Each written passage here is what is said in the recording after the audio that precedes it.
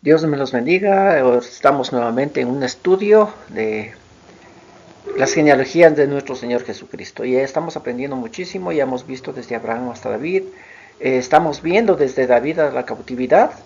Y empezamos ya con las cosas grandes que el Señor Dios tiene en su corazón como para darnos testimonio de su existencia. Y habíamos quedado en las clases anteriores que no hay mayor testimonio de la existencia de Dios, o de que Dios es, mejor dicho, que el pueblo de Israel, que fue creado por él, que los mandamientos y las instrucciones que le dio a este pueblo, que también están ahí, que tenemos, nosotros tenemos como la Biblia, ellos tienen como la Torá, y el templo, que ya no hay ese templo, pero sin embargo, allí en el pueblo de Israel existe todavía un testimonio que es el muro de los lamentos, y eso es una parte del templo que el Señor Dios mandó a construir y en el cual se le adoraba. Estos son los testimonios de que Dios es, y nadie puede decir que Dios no es, que no existe, que no hay, que nos inventamos. Pues ahí están los testimonios que Dios, en la misericordia que Él tiene, lo ha dejado. Vimos también cómo empezamos a ver las genealogías en cuanto a Mateo para la venida de nuestro Señor Jesucristo, pero también vimos que era necesario, por así decirlo, entrarnos también a leer a Samuel, Reyes, Crónicas, que también nos van a mostrar otras etapas aún un poco más de aquellas que nos muestra Mateo en cuanto a la genealogía de nuestro Señor Jesucristo. Y nos habíamos quedado ya en Salomón, el rey más sabio que existió. Y vimos que esa sabiduría de Salomón llegó hasta su vejez, se dedicó a llenar el vaso que el Señor le había dado para llenarlo de conocimiento, se dedicó a llenarlo de cualquier cosa. Él inclusive decía que de aquellas hierbas que crecen en las paredes, o sea, muchas cosas vanas se dedicó a llenar. Entonces el Señor Dios va a llegar con Salomón y le va a decir lo siguiente en Primera de Reyes 11:11. Por eso Dios le dijo: te has comportado mal y no has obedecido mis órdenes, por eso voy a quitarte el reino y se lo daré a uno de tus oficiales. Sin embargo, no lo haré ahora, sino cuando tu hijo sea el rey. No le quitaré todo el reino, le dejaré reinar sobre una tribu, por amor a tu padre David y a la ciudad de Jerusalén que yo elijo. Así que el Señor Dios ha hecho un compromiso con Abraham, ha hecho un compromiso con David, y ahora le está diciendo a Salomón que ese compromiso no va a dejar a un lado. Pero lo mal que él hizo, ahora lo que va a suceder es que se va a dividir ese pueblo. Pero que todavía va a dejar una tribu que va a ser gobernada por esta descendencia de los reyes de Judá, porque de esa descendencia va a venir el Señor Jesucristo. Y el Señor dice que van a seguir reinando. ¿Por qué? Por amor a David, porque David era el rey conforme al corazón de nuestro Señor Dios. Por amor a él, el reinado va a seguir, porque también el Señor Dios dijo a David que eso reinado va a estar por siempre. Y también el Señor Dios dice por amor a la ciudad de Jerusalén, porque él escogió esa ciudad para que ahí edificaran el templo y para que ahí esté el testimonio de nuestro Dios también. Entonces Dios habla a Salomón diciéndole que ese reino se va a dividir, y eso va a suceder con su hijo, y así pasó. Ahora es Roboam, el hijo de Salomón, quien va a empezar a reinar. Ahora miren, habíamos visto que el rey Salomón era el rey más sabio, y que la sabiduría se mostró a su pueblo cuando él tuvo un juicio con dos mujeres con sus hijos, que una había matado y que la otra había matado, y entonces él dijo: tráigame una espada, le vamos a cortar la mitad y le vamos a dar mitad mitad. Eso fue y llegó a todo el pueblo, y todo el pueblo dijo: pues este rey tiene la sabiduría de Dios. Ahora, ¿qué pasa con Roboam? Roboam es el hijo del rey más sabio, o sea, vivió con su padre, debió haber aprendido la sabiduría, pero sin embargo no llegó así. El Señor Dios ya había visto qué es lo que va a suceder, y el Señor Dios ya le dijo a Salomón qué es lo que va a suceder. Ahora, ¿cómo pierde este Roboam ese reino que venía de parte de su padre como sucesión? Primera Reyes 12:4 dice: tu padre fue muy duro con nosotros, si tú nos tratas mejor te serviremos. Esto es el pueblo de Israel que fue delante de Roboam a hablar con él y a dejar claro el asunto del reinado. Roboam les contestó: váyanse y vengan a verme de nuevo dentro de 3 días. Así que la gente se fue. Entonces el rey Roboam les preguntó a sus consejeros qué debía hacer. Estos consejeros también habían ayudado a su padre Salomón. Imagínense, a veces pensamos que como el rey Salomón era el hombre más sabio, él era el que tomaba las decisiones, el de la última palabra, y así lo habíamos visto por todo el tiempo que leemos en los libros de Reyes o en el libro de Crónicas acerca de Salomón. Vemos como que él fue el éxito. Pero sin embargo aquí en Primera de Reyes nos dice que el rey Salomón tenía también consejeros. Estos consejeros llegaron a conversar con él, a ver qué se puede hacer y todo lo demás. Y miren, estos consejeros siguieron con el reinado de Roboam. Y Roboam pues llega para con ellos para consultarles. Entonces el 6 dice, entonces el rey Roboam les preguntó a sus consejeros qué debía hacer. Estos consejeros también habían ayudado a su padre Salomón y les preguntó, ¿qué puedo contestarle a esta gente? Ellos le dijeron, si te pones al servicio del pueblo y los tratas bien, el pueblo te servirá por siempre. Imagínense qué consejo. Y no viene como un consejo de un rey sabio como Salomón, sino viene de sus consejeros que aprendieron muchísimo de la sabiduría de él. Entonces, como el mismo Jesucristo dirá después, aquel que quiera ser grande entre todos tiene que ser el que los sirva. Estos consejeros le dice a Roboam, pues sírveles y verás cómo ellos te van a servir luego. Siguiendo la lectura dice, pero Roboam no les hizo caso. En vez de eso les pidió consejo a los muchachos que habían crecido con él y que estaban a su servicio. Les dijo, esta gente quiere que yo les trate mejor que mi padre lo hizo. ¿Ustedes qué opinan? Ellos le contestaron, diles que si tu padre fue duro con ellos, tú lo serás más. Si tu padre los trató mal, tú los tratarás peor. Si tu padre los azotaba con correas, tú lo harás con látigos de puntas de hierro. Después de 3 días, Jeroboam y los hombres de la tribu del norte fueron a ver de nuevo a Roboam, como él les había pedido. El rey les habló con dureza, no hizo caso de los consejeros, sino a los muchachos, así que el rey no hizo lo que el pueblo le pidió, y es que Dios así lo había planeado. Es que eso ya estaba en la mente de nuestro Señor Dios, todo es todopoderoso, que todo lo conoce, pues ya estaba aquello. Por eso le habló a Salomón también, por eso le dijo a David también. Y a todos aquellos ya les estaba diciendo qué es lo que va a suceder después. Pero sin embargo les da con esto de anunciar, les dará el punto de arrepentimiento y de cambio. Pero sin embargo no es así. Pero en todo caso aquí dice, y esto es lo que Dios así lo había planeado. Para cumplir lo que le había prometido a Jeroboam, hijo de Nabat, el profeta Ahías de Silo le había dicho a Jeroboam que Dios le quitaría al hijo de Salomón 10 tribus de su reino y se las daría a él. Cuando todos vieron que el rey no les había hecho caso, le dijeron, no tenemos nada que ver con David, el hijo de Jesé. No queremos que su familia reine sobre nosotros, volvamos a nuestras casas israelitas. Que la familia de David reine sobre su propia tribu, así que los israelitas se fueron a sus casas. Y así empezó la división del reino.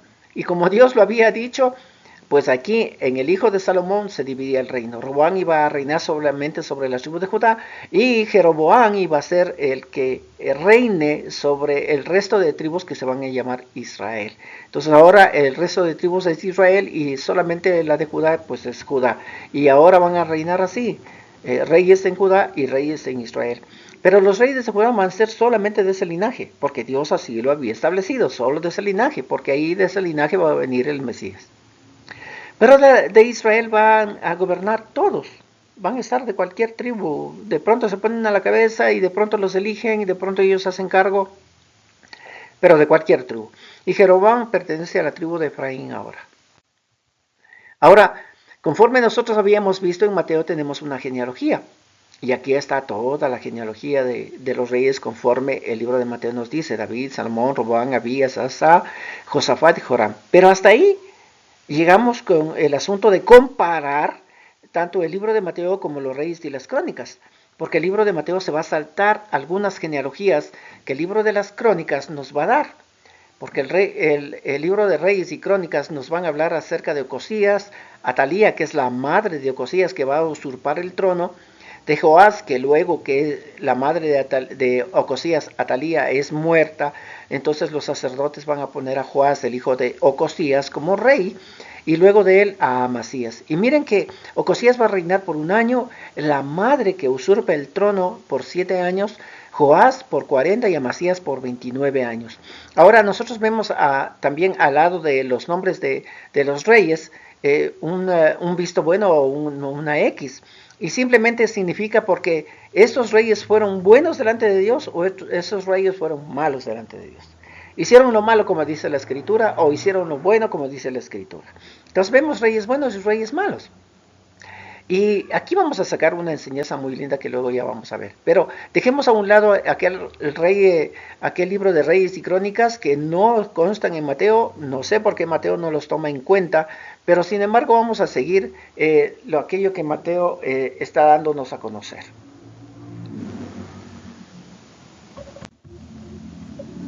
Entonces quitamos a todos estos reyes y vienen los reyes de conforme el libro de Mateo tiene. Entonces luego viene Osías, pero Osías no es hijo de Joram, porque habíamos visto que el libro de Reyes y Crónicas muestra otros hijos, otras descendencias. Entonces Osías no es hijo de Joram, pero sin embargo Mateo lo pone así. Luego viene Jotam, Nacaz, Ezequías, Manasés, Amós y Josías. Pero como vemos, ¿ves?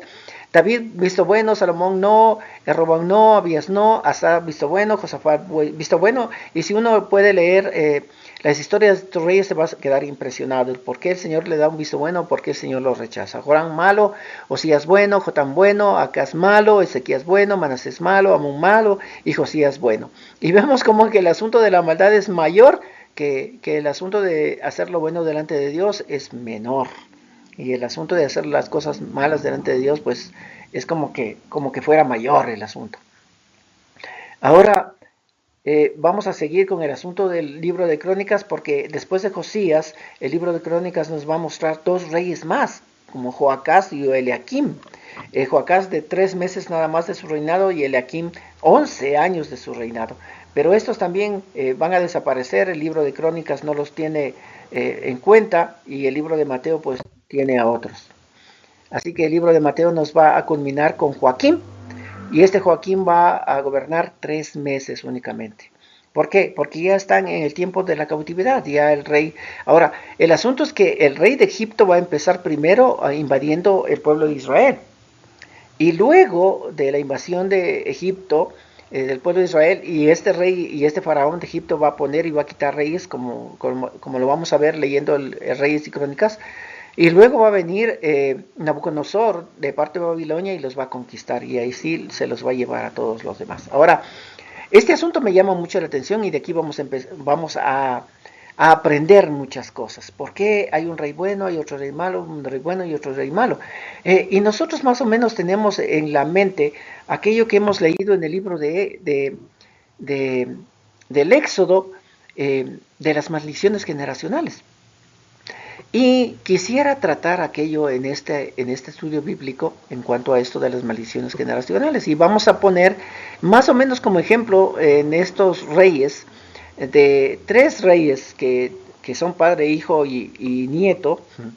Y vamos a ver qué es lo que sucede, ¿no es cierto? El primer ejemplo es Acaz. Acaz es el rey más malo que existe.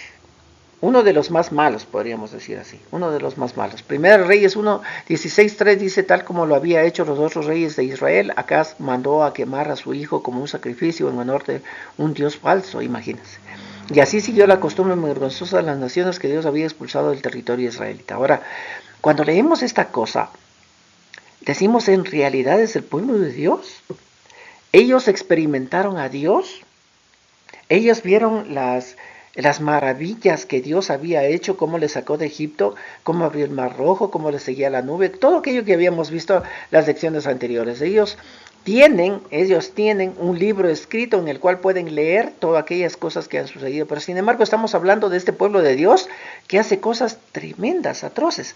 Como dice aquí la escritura, o igual o peor que las naciones en las cuales ellos fueron y los sacaron de esa región, ellos empezaron a hacer cosas iguales o terribles. Mire, ¿cómo es posible que este Acaz, que sabe que él, Dios Todopoderoso, lo ha llamado para gobernar sobre su pueblo, pueda quemar un hijo en sacrificio a un Dios falso, tal cual hacían las naciones?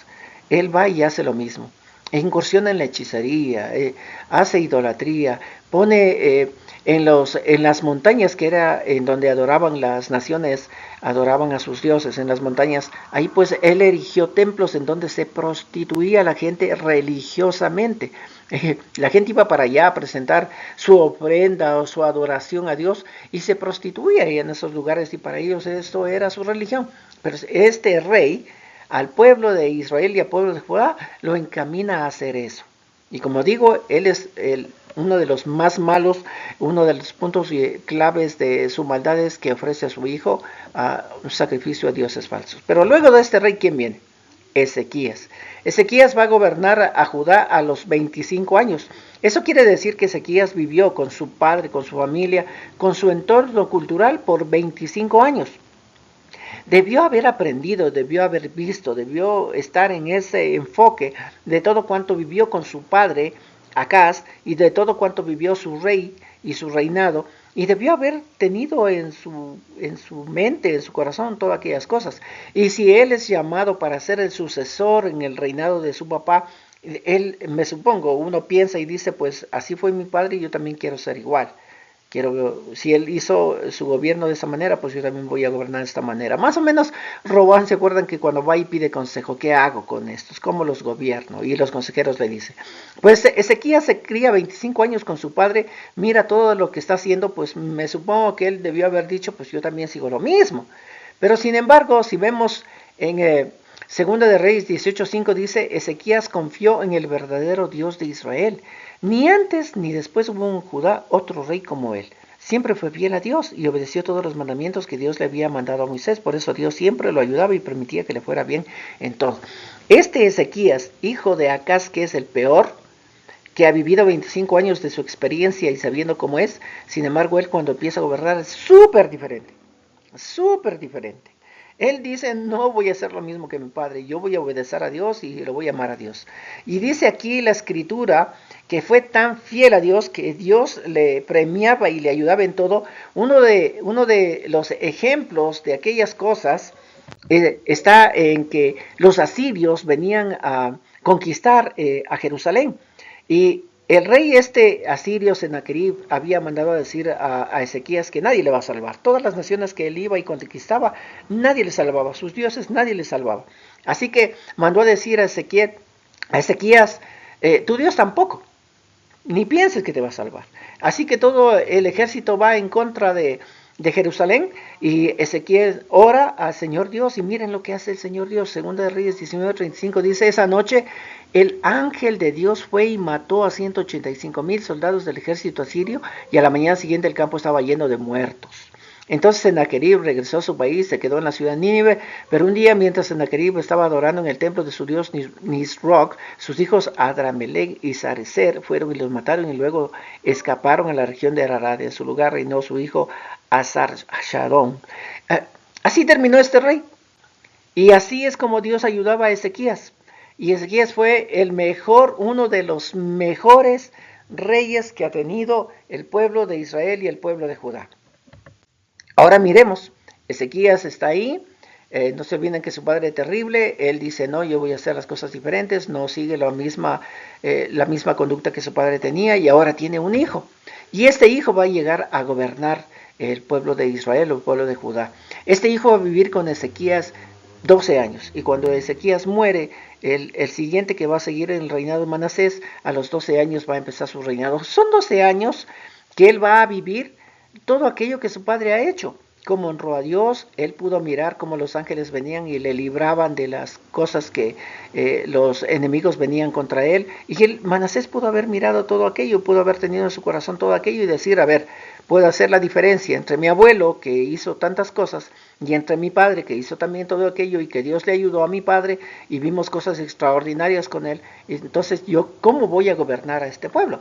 Y sin embargo Manasés vamos a ver cómo gobierna. Segunda de Reyes 21:3 dice, construyó los pequeños templos que su padre Ezequías había destruido. Hizo imágenes de la diosa Astarte y edificó altares para adorar a Baal. También siguió el mal ejemplo del rey Acaz y adoró a todos los astros del cielo.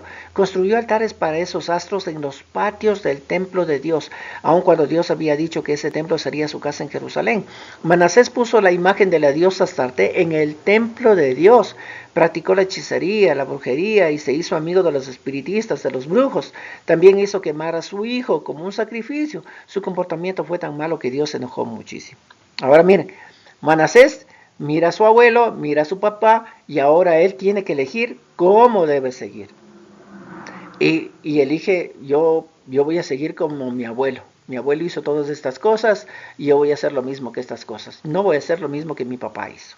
Y así empieza el asunto. Y nosotros, mira, tenemos aquello y decimos, ¿cómo puede ser que un abuelo malo, un padre bueno, un hijo malo y así como siguen las cosas? Entonces yo decía, que nosotros en nuestro corazón siempre tenemos la culpa de aquello que van a ser nuestros nuestros siguientes, la siguiente generación que nos sigue a cada uno de nosotros. ¿Por qué tenemos esta culpa? Porque nos han enseñado aquello. Nos han enseñado que nosotros debemos comportarnos bien, que nosotros debemos estar con nuestros hijos, que debemos enseñarles y que debemos aún inclusive obligarles a que vayan a la iglesia, que lean la Biblia, que oren. O sea, todo es un asunto que a los padres nos tienen acorralados, podríamos decirlo así, porque en nosotros está la responsabilidad de cómo van a ser nuestros hijos. ¿Por qué? Pues uno de los versículos que se toman en cuenta para esto es Éxodo 25. Dice, yo soy Jehová tu Dios fuerte, celoso, que visito la maldad de los padres sobre los hijos hasta la tercera y cuarta generación de los que me aborrecen. Y con ese versículo bíblico nosotros vivimos, nosotros andamos. Y tenemos esa carga de conciencia porque decimos, entonces lo que hizo mi padre es lo que me está pasando a mí y lo que le va a pasar a mi hijo. Y esta es la maldición terrible que nos viene de generación en generación. Ahora, nosotros pensamos, con este versículo bíblico y con todo lo que nos ha enseñado, que los pecados de los padres se convierten en pecados de los hijos. Es lo que pensamos. Porque lo que nosotros hacemos, pues entonces le heredamos al que viene luego, y el que viene luego ha heredado lo que yo hice y está frito porque Dios le va a castigar de esta manera.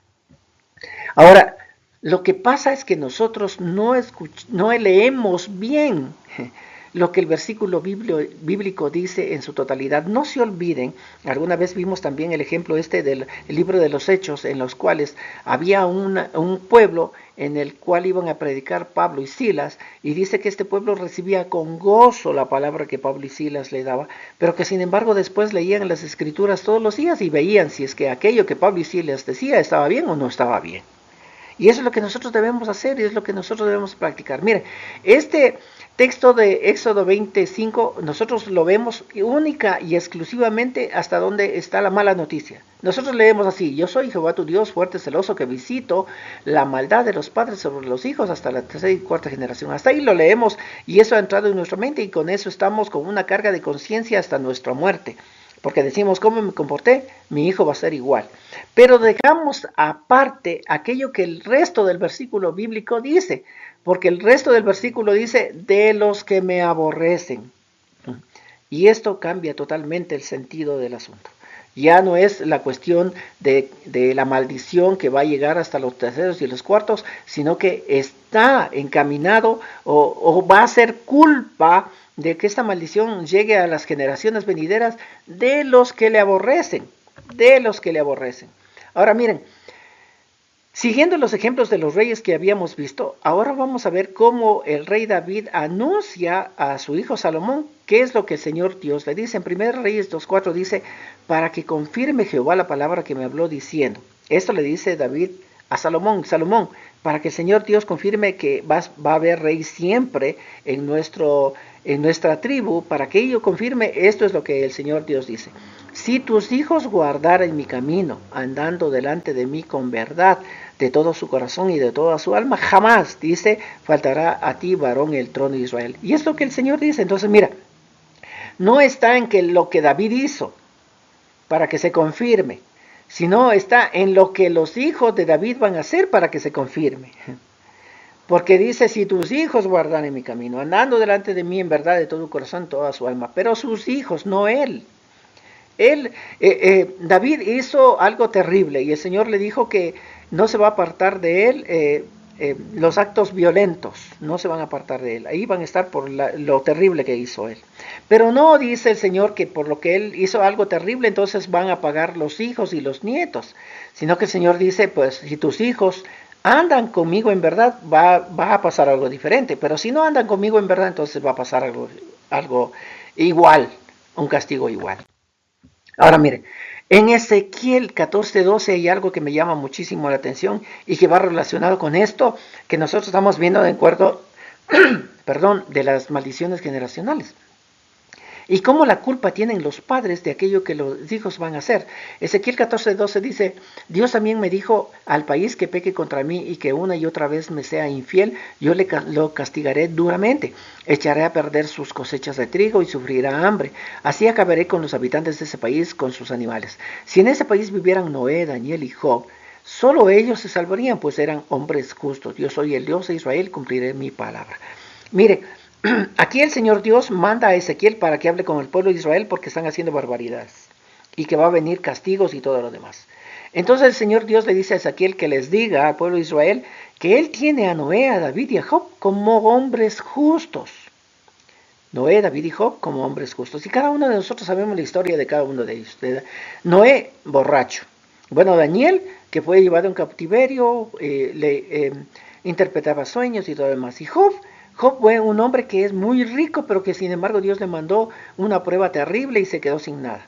Estos son los hombres que el Señor Dios dice que son justos. Pero no se queda ahí, porque si seguimos leyendo del versículo 15 dice, también podría yo castigar a este país enviando bestias salvajes para que acabaran con sus habitantes. La tierra quedará sin vida alguna, como un desierto, y nadie se atrevería a pasar por él por miedo a las bestias salvajes. Y miren lo que dice el 16. Pero aún si Noé, Daniel y Job, que en el versículo 14 dice el Señor Dios que son considerados justos, en el versículo 16 dice, pero aún si Noé, Daniel y Job vivieran en ese país, no podrían salvar ni a sus hijos ni a sus hijas. Ahora, y nosotros nos ponemos a pensar y decimos cómo Dios se puede llamar justos a estos señores que no pueden ni siquiera llegar a ser un testimonio a sus hijos para que sus hijos sean salvos. Ahora también podemos ver cómo Dios dice que Noé, Daniel y Job eran justos. ¿Y cómo puede ser posible que estos padres, siendo justos, adorando a Dios, sirviendo a Dios, cómo puede ser que tengan hijos a los cuales no se les pueda salvar si viniera alguna plaga o alguna cosa sobre el país donde ellos están viviendo? Pero el versículo 16 dice así, Ezequiel dice así de parte de Dios al pueblo de Israel, pero aún si Noé, Daniel y Job vivieran en ese país, no podrían salvar ni a sus hijos ni a sus hijas. ¿Por qué no pueden salvarlos? Pero si son justos, deberían haberles enseñado la palabra de Dios, deberían haberles exigido ir a la iglesia, deberían haberles exigido leer la palabra, deberían haberles exigido orar, o sea, todo deberían haberles exigido, porque cuando pensamos que es un hombre justo es porque él está llevando las riendas del mundo cristiano o del vivir cristiano a sus hijos. Pero sin embargo aquí el Señor Dios dice, mire, ellos no más serían salvos, ni los hijos ni las hijas, ninguno de ellos se salvarían. Entonces, ¿y cómo los llama justos entonces? ¿Cómo? Bueno, en el libro de Jeremías 31:27 vamos a encontrar algo de la solución a este conflicto. Dice, el Dios Israel dice, viene el día en que haré que Israel y Judá vuelvan a poblarse de gente y de animales. Así como antes me dediqué a derribarlos, a arrancarlos y destruirlos, ahora me dedicaré a plantarlos, a construirlos y a ayudarlos a crecer. Cuando llegue ese día nadie volverá a decir, los padres lo hacen y los hijos la pagan. Si nosotros leemos en la Reina Valera, esto va a decir que los padres comen uvas y los hijos tienen caries dentales. Aquí en la traducción del lenguaje actual dice en el versículo 29, los padres lo hacen y los hijos la pagan. Dice que no, eso no va a suceder. El 30 dice, porque cada quien será responsable de sus propios actos. En otras palabras, cada uno de ustedes morirá por su propio pecado. Y ahí está la respuesta. ¿Por qué los padres son malísimos y luego viene un hijo que es buenísimo? Y si hay un padre que es buenísimo y luego puede salir un hijo que es malísimo, ¿depende de los padres que los hijos hayan salido así? Pues no, el Señor Dios dice que no, que cada uno es responsable de los actos que cada uno tiene. Cada uno tiene que ver a sus antepasados, por supuesto, ver qué es lo que hicieron, sacar una conclusión, decir este hizo mal delante de Dios, yo no lo voy a hacer, o este hizo bien delante de Dios, yo sí lo quiero hacer, pero cada uno tiene que tomar la decisión de ser en su vida lo que él quiera hacer, mirando de pronto lo que fueron sus antepasados, pero él es el responsable de lo que tiene que hacer. Cada uno de ustedes morirá por su propio pecado. Eso es lo que dice el Señor. Y debería quitarse de nuestro corazón ese sentimiento de culpa en cuanto a las generaciones que vienen después de nosotros, porque no pudimos exigirles para que sean buenos cristianos y nos sentimos recontra que culpables, sino más bien sería quitar este sentido de culpa y más bien dedicarnos cada uno de nosotros a vivir honrando a Dios todos los días. Ese debería ser nuestro objetivo, ese debería ser nuestro estilo de vida, honrar a Dios cada momento de mi vida, yo con Dios, yo personalmente con Dios, y luego el resto de los muchachos que vienen atrás nuestro, ellos verán nuestro comportamiento, pero cuando llegue su adolescencia, cuando llegue su juventud, cuando se llegue su madurez, ellos tendrán que elegirlo. Tendrán el historial en su cabeza, habrán visto muchas cosas, tendrán todo lo que sea, pero sin embargo cuando ellos llegan a su juventud, a su madurez, ellos deberán elegir, porque cada quien se presentará delante de Dios con sus actos, no con los actos de otra persona, sino con sus propios actos. Así que ese sentido de culpa que se tiene debería ser quitado. Porque el libro de Éxodo no nos habla únicamente que la maldición llega a las generaciones, sino que también dice de aquellos que le aborrecen. Pero también hay otro pasaje bíblico que dice que el Señor Dios bendecirá hasta 1000 generaciones. Y la bendición es mayor que la maldición. Bueno, así hemos visto desde David hasta la cautividad. El pueblo fue de mal en peor. Por eso acabamos de ver el asunto de las genealogías y vemos que son los reyes más malos que buenos. Existen más reyes que hicieron lo malo delante de Dios antes que reyes que hicieron lo bueno delante de Dios. Y al final del reinado, pues ya la gente se echó a perder. Como digo, había brujería, había hechicería, hacían cultos en templos levantados en las montañas y iban allí y se prostituían. O sea, era terrible lo que el pueblo de Israel estaba haciendo y el Señor Dios dijo hasta aquí, tienen que ir en cautividad y en cautividad van a aprender y ahí van a sufrir y ahí van a recapacitar y decir, no, pues yo estuve con el Señor Dios, es mejor que estar con el Señor Dios que estar aquí en cautividad. Y por ende, ahí en la cautividad el Señor Dios les va a dar esta nueva noticia, porque luego veremos de la cautividad hasta Jesús. Y esta Jesús es la buena noticia como estamos viendo ahora. Esto es todo. Dios me los bendiga grandemente.